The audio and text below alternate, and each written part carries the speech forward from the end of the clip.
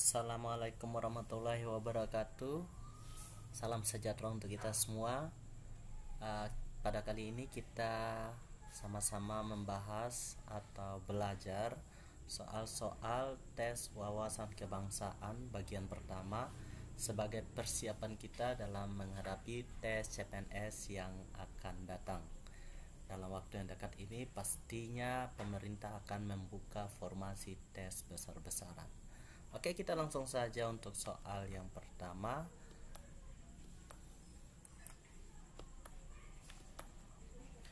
Pada tahun 1808 sampai 1811, Indonesia diperintah oleh Gubernur Jenderal Herman Willem Daendels atas nama pemerintah Prancis. Tugas utama yang dibebankan kepada Herman Willem Daendels adalah A.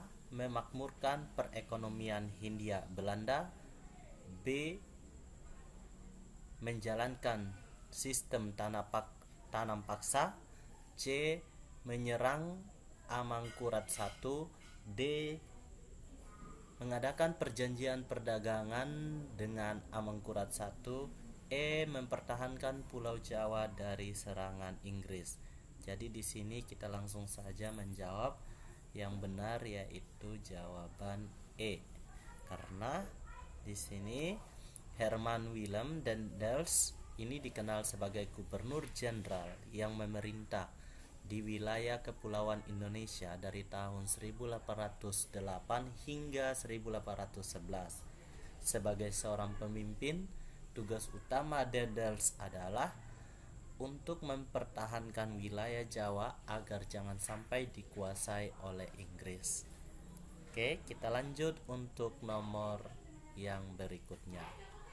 Nomor 2. Suatu pembatasan yang timbul dalam hubungan manusia dengan sesamanya adalah pengertian dari, jawabannya sudah di sini, jawabannya adalah C. Kewajiban.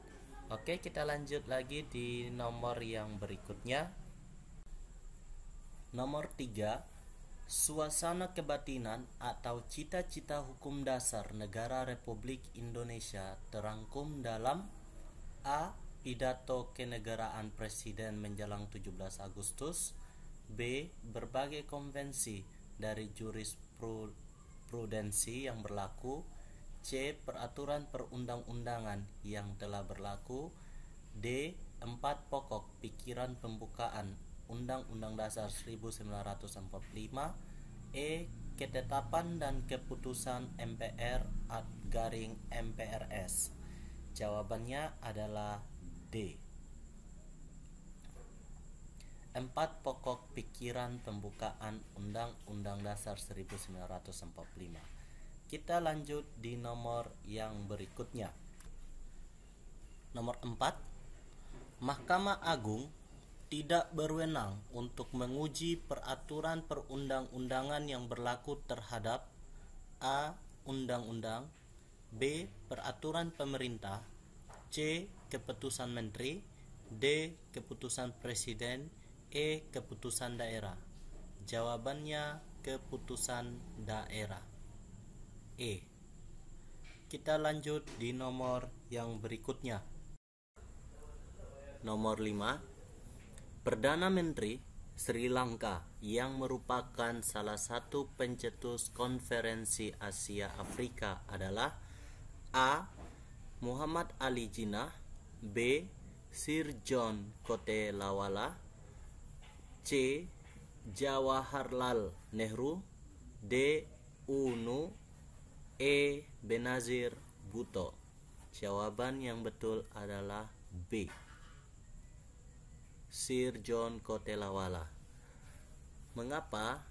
Nah, di sini untuk sebagai informasi, kelima sosok penggagas konferensi Asia Afrika itu adalah Ali Sastro Amijoyo berasal dari Indonesia, Sir John Kotelawala dari Sri Lanka, Muhammad Ali dari Pakistan, Jawaharlal Nehru India, dan UNU Burma atau Myanmar. Kita lanjut di nomor yang berikutnya. Nomor 6, untuk membantu penyelesaian konflik Kamboja, Indonesia menggagas pertemuan yang dikenal dengan nama Jakarta Informal Meeting atau JIM 1 yang akan diselenggarakan di kota A. Jakarta, B. Bogor, C. Bandung, D. Bekasi, E. Surabaya. Jawaban yang benar adalah A. Jakarta. Nah, pertemuan ini bertujuan untuk perdamaian antara Kamboja dan Vietnam. Oke, kita lanjut untuk nomor yang berikutnya. Nomor 7, batik dikukuhkan oleh UNESCO sebagai salah satu warisan budaya dunia pada tanggal A. 28 September 2009, B. 29 September 2009, C. 30 September 2009, D. 1 Oktober 2009, E. 2 Oktober 2009. Jawabannya adalah E. 2 Oktober 2009. Nah, untuk diketahui bersama bahwa pengukuhan dilakukan usai sidang keempat UNESCO di Abu Dhabi pada tanggal 2 Oktober 2009. Kita lanjut di nomor yang berikutnya. Nomor 8, asas dalam negara hukum yang mengutamakan landasan peraturan perundang-undangan, kepatuhan dan keadilan dalam setiap kebijakan penyelenggaraan negara disebut asas A. Akuntabilitas, B. Profesionalitas, C. Proporsionalitas, D. Kepastian hukum, E. Tertib penyelenggaraan negara. Jawabannya adalah D. Kepastian hukum. Kita lanjut di nomor yang berikutnya. Nomor 9, Pancasila sebagai intisari dari nilai-nilai yang dimiliki oleh bangsa Indonesia merupakan pengertian Pancasila sebagai A. Ideologi terbuka, B. Sumber dari segala sumber hukum, C. Sumber nilai, D. Dasar negara, E. Pandangan hidup. Kita lihat kembali, Pancasila sebagai intisari dari nilai-nilai. Berarti di sini mengatakan Pancasila sebagai sumber nilai. Jawaban yang betul adalah C. Kita lanjut di nomor yang berikutnya. Nomor 10. Pancasila tidak mengenal adanya fasisme sebab fasisme bertitik tolak pada A. Pemusatan kekuasaan pada beberapa orang, B. Mengutamakan individualisme radikal, C. Material modern dan individualisme, D. Pemusatan kekuasaan pada satu orang, E. Memaksakan praktek liberalisme. Jawaban yang betul adalah D. Pemusatan kekuasaan pada satu orang. Kita lanjut di nomor yang berikutnya. Nomor 11. Organisasi pada zaman pendudukan Jepang yang dipimpin oleh 4 serangkai adalah A. Jawa Hokokai, B. Seinendan, C. Putera, D. Jugun Lanfu, E. Peta. Ini ya, kalau kita lihat dengan 4 serangkai itu jawabannya adalah C. Putera. Kita lanjut di nomor yang berikutnya. Nomor 12. Peristiwa di bawah ini yang membuka kemungkinan bagi bangsa Eropa untuk meluaskan kolonialisme di Nusantara adalah jawabannya A. Jatuhnya Malaka oleh bangsa Portugis pada tahun 1511. Kali ini kita langsung saja. Untuk opsi yang lain bisa dilihat. Nomor 13. organisasi internasional yang bertujuan untuk mengukuhkan pertumbuhan ekonomi dan mempererat hubungan negara-negara di Asia Pasifik adalah, jawaban yang betul adalah A. APEC. Oke, lanjut di nomor yang berikutnya, nomor 14. Untuk menarik hati rakyat Indonesia, Jepang membentuk dan melantik Badan Penyelidik Usaha-usaha Persiapan Kemerdekaan Indonesia pada tanggal 29 Mei 1945. 28 Mei dibentuk tanggal 28 Mei, tapi yang paling dekat di sini 29, kita silang D 29 Mei.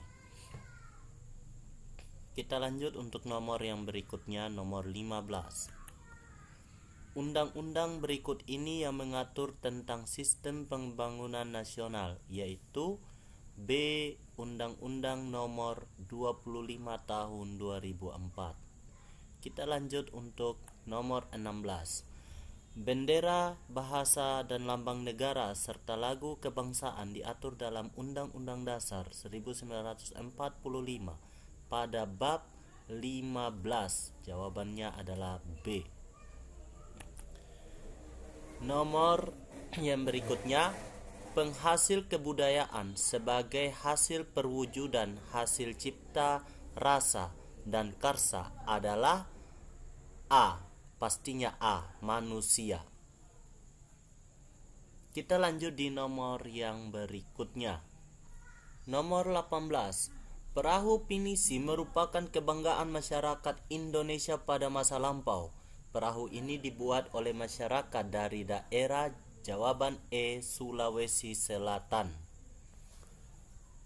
Kita lanjut ke nomor yang berikutnya.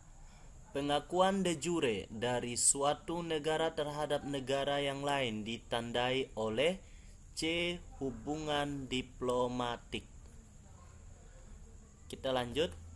Bendera negara Indonesia adalah A. Sangsaka merah putih. Kita lanjut untuk nomor yang berikutnya. Berdasarkan Undang-Undang 1945, anggota Badan Pemeriksa Keuangan dipilih oleh D. Dipilih oleh DPR dengan memperhatikan pertimbangan DPD dan disahkan oleh Presiden. Diresmikan oleh Presiden. Oke, kita lanjut di nomor yang berikutnya. Pahlawan wanita yang berasal dari Maluku adalah C. Christina Marta Tiahahu. Oke, kita lanjut di nomor yang berikutnya. Bangsa Eropa yang pertama kali mencapai kepulauan Nusantara adalah B. Portugis. Yang paling pertama Portugis, diikuti oleh Belanda. Kita lanjut di nomor yang berikutnya. Peristiwa Perang Bubat terjadi pada masa pemerintahan Majapahit, Hayam Wuruk. Jawaban A. Oke. Kita lanjut untuk nomor yang berikutnya. Hukum pidana termasuk hukum publik, itu artinya hukum pidana berlaku bagi semua orang. Jawaban A. Oke, kita lanjut di nomor yang berikutnya. Nomor 26. Contoh pelaksanaan politik luar negeri yang bebas dan aktif berdasarkan Pancasila adalah pengiriman pasukan perdamaian ke wilayah konflik. Otomatis ya, ini jawaban yang betul adalah B, bukan A, C, atau D, E. Oke, kita lanjut untuk nomor yang berikutnya. Pada awal kemerdekaan Republik Indonesia, dalam hal kewarganegaraan, penduduk Indonesia keturunan Eropa diberlakukan stelsel aktif. Untuk orang Arab, Cina, turunan Korea Selatan pada waktu itu diberlakukan stelsel pasif. Oke, kita lanjut di nomor yang berikutnya. Berikut ini yang termasuk ke dalam negara bagian RIS atau RIS adalah Negara Republik Indonesia. Kalau untuk Sumatera dia masih terpisah, Sumatera Barat, Sumatera Selatan, ada negara Bali itu tergabung dengan Indonesia bagian timur. Oke, lanjut untuk nomor yang berikutnya. Nomor 29. Wow, ini banyak sekali. Ada paragraf yang bukan termasuk fakta dari bacaan di atas. Indonesia menjadi basis ekspor bersama dengan Thailand. Kita lihat di sini basis ekspor. Indonesia adalah bagian basis ekspor sehingga potensi ekspornya dapat lebih besar. Tidak kalah dibandingkan dengan negara lain yang menjadi basis ekspor seperti Thailand. Oke, masih kita tampung. B. Pangsa ekspor otomotif Indonesia adalah negara Skandinavia. Kita lihat di sini ada tidak pangsa ekspor otomotif. Oh, ini. Produksi BPS Adi Lumaksono mengatakan bahwa ekspor otomotif kemungkinan sebagai Oman, Qatar, Arab Saudi, Uni Emirat Arab, Yordania, Lebanon, dan Yaman. Ternyata ini tidak ada negara Skandinavia. Berarti yang bukan termasuk fakta dalam bacaan di atas adalah B. Kita lanjut untuk nomor yang terakhir. Pendidikan anak usia dini termasuk ke dalam pendidikan. Sudah jelas sekali dia termasuk pendidikan non formal. Untuk pendidikan anak usia dini termasuk dalam pendidikan non formal. Sampai di sini dulu pembahasan kita untuk TWK, soal TWK. Jumpa lagi di video-video berikutnya untuk pembahasan soal lanjutan dari TWK pada malam ini yang hanya kita bahas 30 nomor. Terima kasih telah menyaksikan. Wassalamualaikum warahmatullahi wabarakatuh. Oh ya, saya lupa, jika ada yang ditanyakan silakan, atau mungkin ada yang saya salah dalam menyampaikan, silakan tuangkan dalam kolom komentar. Terima kasih sebelumnya. Salam sejahtera untuk kita semua. Salam sehat.